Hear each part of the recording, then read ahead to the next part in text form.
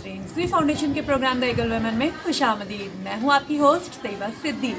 जैसे कि हम हर हफ्ते आपके लिए एक नए से नया इंटरव्यू लेकर आते हैं, एक नई स्टोरी लेकर आते हैं, कुछ ख़वातीन की, कुछ लड़कियों की हमारी स्टोरी है। ये एक बच्ची की स्टोरी है जिसके साथ एक इंसिडेंट पेश आया था 2018 में, और ये हमारे स्कूल की स्टूडेंट भी हैं। और ये इंसिडेंट जो इनके साथ हुआ बहुत ही दर्दनाक इंसिडेंट था। जी मीरा, कैसी हैं आप? मैं ठीक हूँ। आप सबको अपने बारे में कुछ बताना चाहिए। मेरा नाम मीरा था, मैं 4th क्लास में पढ़ती हूँ। हम 6 बहन भाई हैं। मेरे हम स्कूल में जॉब करती हैं। मेरे स्कूल का नाम ज़ैफ एजुकेशन सिस्टम है। कितने भाई बहन हैं आप मीरा? 6। आपने मुझे बताया कि आपकी मामा स्कूल में जॉब करती हैं, तो जहाँ तक मुझे पता है आपकी मामा पढ़ी लिखी नहीं है, तो स्कूल में क्या जॉब करती हैं वो? As a cleaner job. अच्छा, वो एज ए क्लीनर जॉब करती हैं। तो आप 2018 आपको याद होगा वो साल, शायद है वो बहुत मुश्किल साल आपने गुजारा। तो क्या हुआ था तब, कैसे आप वो इतना ज़्यादा बर्न हुई थी? आप ये हमारी ऑडियंस के साथ शेयर करें। मैं ना स्कूल से घर गई थी, मैं खाना गर्म कर रही थी, तब मेरी फ्रॉक को आग लग गई, तो उसकी वजह से ना तो मेरी बॉडी जल गई थी। मुझे लगी बहुत कम चांसेस राजा कोला बाइक में आते हैं अपनी गली में। तो हमारे घर के साथ वाले मैं बाहर गई तो सबसे पहले मैंने ना मेरी जो फ्रॉक थी ना वो फाड़ दी। फिर वो अपने घर ले गए, वो अपने घर फिर मुझे पहले उन्होंने मुझे सूझ दिया, मैंने नहीं किया। फिर मेरी नाना लोगों को बुलाया, वो घर नहीं था, मेरा मामू आए, मुझे रोके डॉक्टर के पास ले गए, मुझे पट्टी की, तो मुझे घर ले गया। फिर मेरे मामा आए, उन्होंने पूछा कैसे जली, मैंने बताया मैं ऐसे ऐसे जली।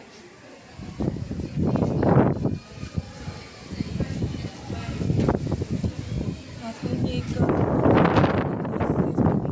बच्ची से इस तरह से पूछना और दोबारा से वो उस साल को वो याद कर रही है और वो सब कुछ बता रही है, ये बहुत टफ टाइम था। क्योंकि है ये टोटली जली हुई थी, इसकी बॉडी एक साइड जो है वो सारी बर्न थी, और उस टाइम घर पे कोई मौजूद नहीं था। तो किया बाहर गली तक ये गई कि कोई तो इसको बचा की थी जब आपके साथ ये हादसा पेश आया थी। 9 साल। 9 साल की। तो बेटा जब आप बर्न हुए तो फिर आपकी मामा पापा कहीं लेके गए डॉक्टर के पास आपको? जी जिनके जिसमें उनसे है था बजट में, तब उनके पास ले गए थे। उन्होंने ये कहा था कि ये बहुत ज़्यादा जल गई अंदर से, तो इसका बचना मुश्किल ही है। मेरे जब आप बर्न हुई तो आपकी पूरी बॉडी बर्न हुई थी या कहीं कहीं से, क्या वो कैसे हुआ था? मेरी कमर से जला था, आगे से और बाजू से जला था, और बाजू बिल्कुल साथ अटैच हो गया था। और 1 महीने तक ये बच्ची इसी चीज़ से सर्वाइव करती रही है, इसका मुकाबला करती रही है, और इसके ज़ख़म इतने गहरे हो चुके थे कि इसकी बॉडी में ब्लड नहीं निकलता था, ज़ख्मों से ब्लड निकलता ही नहीं था, वाइट कलर की पस निकलती थी। ये रोना छोड़ गई थी, मतलब तकलीफ़ इतनी शदीद थी कि ये बच्ची रोती भी नहीं थी। मेरा आप उसके बाद कैसे, मतलब आपका इलाज हुआ, आगे बढ़ा, और फिर आप माशाल्लाह आज हमारे सामने बैठे हुए हैं, कैसे हुआ था? हमारे साथ मेरे घर ना टीचर थे नाम सिद्धराव, वो हमारे स्कूल में जॉब करती थी। उन्होंने उनसे बात की, तो किन से बात?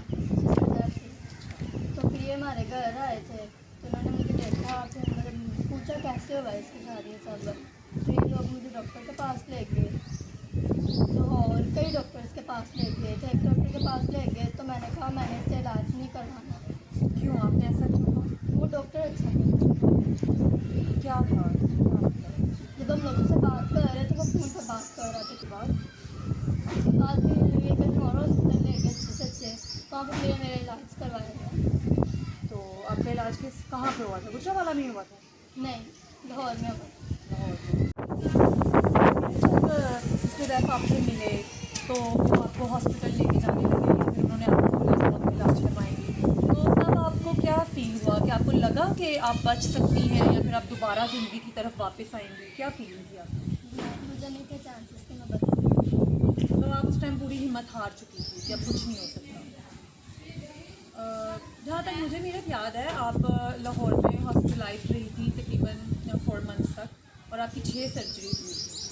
तो उसमें जो फर्स्ट आपकी सबसे पहली सर्जरी हुई और दूसरी, वो सबसे ज़्यादा तकलीफ देगी। तो क्या क्या उस टाइम आपको पेन फील हुआ? आप मुझे बता सकती हैं कि पहली सर्जरी में और दूसरी सर्जरी में क्या था? जब डॉक्टर मुझे ऑपरेशन थिएटर में ले गया तो मेरे सर्जरी करने लगते थे तो मेरा ना गोश्त का टुकड़ा नीचे गिरते थे, स्किन नीचे गिरती थी। तो तब ना मैं बहुत निकालती थी, मतलब बहुत बदतमीजी से बोलती, मुझे नहीं था पता उनके बारे में, बहुत बदतमीजी से गाली निकालती थी मैंने। हम भी जब आपसे हॉस्पिटल में मिलने आते थे तो आपका दिल ही नहीं करता था कि आप किसी से मिलो या किसी से बात करो। तो जी नाज़रीन, ये इसकी कैफियत थी कि ये बच्ची उस टाइम इतनी तकलीफ में थी कि सिस्टर ज़ैफ़ को ये जेन्युइनली ये गालियाँ देती थी और जब वो इनके पास होती थी तो ये उनको टांगे मारती थी। और क्योंकि उस टाइम हमारी सिस्टर ज़ैफ़ भी इतनी शदीद तकलीफ़ में होती थी कि उनके साथ पहली बार ऐसा था कि वो किसी के सर पे खड़ी होके ये सारा कुछ देख रहे थे, क्योंकि डॉक्टर्स अलाउ नहीं करते थे अकेले काम करना, तो वो किसी एक को पास खड़ा करते थे। ये हर पता हॉस्पिटल्स की पॉलिसीज़ होती हैं ये सारा कुछ, तो वो किसी को सर पे खड़ा करते थे, तो वो सिस्टर ज़ैफ़ होती थी। तो वो खुद कोने में जाके रोया करती थी इस बच्ची के लिए कि वो इतनी तकलीफ़ काट रही है। कब आपको ये फ़ील हुआ कि नहीं अब सब कुछ ठीक हो सकता है, कब ये फील हुआ? जब मेरी दूसरी तीसरी सर्जरी उसके बाद मुझे उम्मीद थी कि मैं बच सकती हूँ, क्यों आपको उसके बाद ये हुई थी? क्योंकि मेरी पेन कम हो गई थी उसके बाद। आप हॉस्पिटल में थी तो फैमिली में से कौन था आपके पास, कौन आपके साथ रहता था? मामा एक दफ़ा मिलने आए, पापा भी एक दफ़ा आए थे, ज़्यादातर मेरे साथ मासो थी और सिस्टर ज़ैफ़ रहती। मतलब चार। मैं आपको एक और नाम से इंट्रोड्यूस करवाना चाहूँगी, मरियम अफजल, जो कि आजकल की पाकिस्तान की इमर्जिंग फ़ोटोग्राफ़र हैं और वो बहुत फेमस हो रही हैं हमारे पाकिस्तान में। तो वो सिस्टर ज़ैफ़ की फ्रेंड थी, उनके ज़रिए जो है इनको डेली खाना पहुंचाया जाता था, फ्रेश जूसेस इस बच्ची के लिए डॉक्टर ने हमें रिकमेंड किए हुए थे, तो वो जूसेस खाना सब कुछ मरियम अफजल साहिबा जो हैं वो इनके लिए भेजा करती थी। या इसी तरह हमारी एक बहुत प्यारी और बहुत प्रेशियस हमारी सपोर्टर्स थी, मलिक एनवर थी अमेरिका से।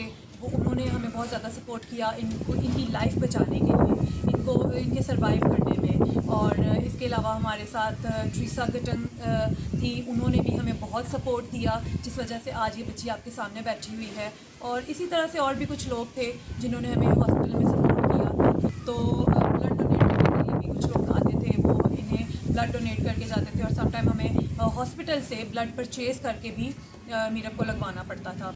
तो जब आप वापस आए तो आपको याद होगा कि हम लोगों ने स्कूल में आपका एक वेलकम अरेंज किया था, तो उसमें आपने ज़िद की कि मुझे रेड कलर का ही ड्रेस चाहिए, मैचिंग शूज़ चाहिए। तो फिर हम लोगों ने वो रेड ड्रेस आपके लिए अरेंज किया, शूज़ और एक क्राउन आपके लिए। तो क्या फीलिंग आई अंदर से कि क्या है वो सब कुछ, कैसा फील कर रही है? बहुत अच्छा फील हुआ था तब मुझे। आप मतलब मज़ा आया कि मैं ज़िंदगी में वापस आई हूँ? जब मैं वापस आई थी, मतलब मेरे ऊपर फूल फेंके तो मुझे बहुत खुशी हुई कि मेरे ऊपर फूल फेंके हैं। जब मैं घर आई तो मैं सब लोगों ने डांस किया म्यूज़िक लगा कर, तब भी बहुत अच्छी फीलिंग हुई। ऐसे बहुत अच्छा वेलकम किया मेरा, बहुत अच्छी फीलिंग। मेरा हॉस्पिटल में आई नो अच्छी यादें तो नहीं हो सकती, लेकिन आप मेरे साथ कोई ऐसी चीज़ शेयर करना चाहेंगी जो हॉस्पिटल में हुई हो, जिसकी जो एक अच्छी याद बन के, अच्छी मेमोरीज की तरह आपके पास रह गई हो, ऐसी कोई चीज़? जी, जब मैं हॉस्पिटल में सारे टीचर्स मेरे से मिलने आए थे पूरे स्कूल की, तो मेरे नोटबुक्स, बुक, कलर्स ये सारी चीज़ें लेके आई थी। तब मैं बर्गर, पिज़्ज़ा बहुत ज़्यादा खाती थी, तो सारे टीचर्स मिलने आए थे मेरे से। फिर उन्होंने मुझे एक लैपटॉप दिया, सिस्टर ज़ैफ़ ने मुझे अंदर कार्टून के दी कि मैं रोऊँ ना, फिर मतलब सैड ना हो, तो फिर मैं वो कार्टून्स देखूँ, मूवीज़ देखूँ। फिर मैं वो देखती थी, जब मैं सारी देखती थी, फिर वो सिस्टर ज़ैफ़ दोबारा आते थे, फिर मुझे नहीं करके देते थे, मैं ऐसे फिर वो आते मैं करके देते रहो, मैं देखती थी मूवीज़ का। फिर जब ये वापस आई वहाँ से ठीक होकर, तो कुछ महीने इन्होंने फिर स्कूल में भी पढ़ा और आते ही इन्होंने फर्स्ट पोजीशन जो है वो गेन की थी स्कूल में, क्योंकि इसको पढ़ने लिखने का बहुत ज़्यादा शौक़ था। तो इस वजह से इन्होंने एक बहुत अच्छी पोजीशन अपनी मेंटेन की और आज भी ये पढ़ रही हैं और दिल लगा के ये स्टडीज़ में अपना ध्यान देती। मेरा इतने लोगों ने आपको सपोर्ट किया, सिस्टर ज़ैफ़ आपके लिए खड़ी हुई, उन्होंने आपको आपकी लाइफ बचाई, उनके साथ बहुत सारे और भी लोग थे जिन्होंने आपके हेल्प की, जिनको कुछ को आप जानती भी हैं और कुछ को आप नहीं भी जानती। तो इन सब को आप क्या मैसेज देना चाहेंगी? कि उन्होंने मेरी बहुत हेल्प की है, उसके लिए थैंक यू सो मच। और सेकंड बात है, आपको कभी किसी चीज़ की दुख ना हो और आप हमेशा खुश रहें अपनी लाइफ में। जब से सिर्फ मेरे घर आए, उन्होंने मेरे दर्द को फील किया और वो मुझे हॉस्पिटल ले गए। वहाँ पर उन्होंने दिन रात मेरी माँ की तरह मेरा ख्याल रखा, अपने सारे ज़रूरी काम छोड़ के मेरा ख्याल रखा मेरे जैसे 2-3 बच्चे और थे जो जले हुए थे, उनका भी इन्होंने ऑपरेट करवाया, उन्हें मतलब ज़िंदगी दी। आज उनकी वजह से मैं अपनी ज़िंदगी जी रही हूँ, हैप्पी हूँ। जी व्यूअर्स, ज़िंदगी और मौत तो सिर्फ़ और सिर्फ अल्लाह के हाथ में है, लेकिन सिस्टर ज़ैफ़ इनके लिए और इन्हीं की तरह और भी ये थे बर्न्स विक्टिम थे हमारे पास, जिनकी हम लोगों ने हेल्प की। वी फाउंडेशन ने उनकी हेल्प की, सिस्टर ज़ैफ़ ने उनकी हेल्प की। ना सिर्फ सिस्टर ज़ैफ़ ने, क्योंकि एक इंसान स्टेप उठाता है और बाकी लोग ग्रो की शक्ल में उनके साथ मिलते हैं, फिर ये ग्रुप बनता है और फिर वो किसी की हेल्प करने के काबिल होते हैं। तो देखिए, जैसे सिस्टर ज़ैफ़ हैं, उनके साथ माली ने कोऑर्डिनेट किया, उनके साथ ट्रीसा ने कोऑर्डिनेट किया, और भी कुछ लोगों ने किया, और फिर हमने मीरत की लाइफ बचाई। इसी तरह से 2-3 और लड़कियां हैं जिनकी हमने लाइफ बचाई। तो ऐसे ही जब आप लोगों का हमें और सपोर्ट मिलेगा और ज़्यादा लोग हमें सपोर्ट करेंगे, तो हम बहुत सारे लोगों के लिए उनकी उम्मीद बन। मीरा, अब चूँकि काफ़ी टाइम गुजर चुका है आपके ट्रीटमेंट को भी, तो अब आप बिल्कुल ठीक हैं? दोबारा आपको कोई इचिंग या कुछ भी ऐसा सेंसिटिविटी कुछ फील होती?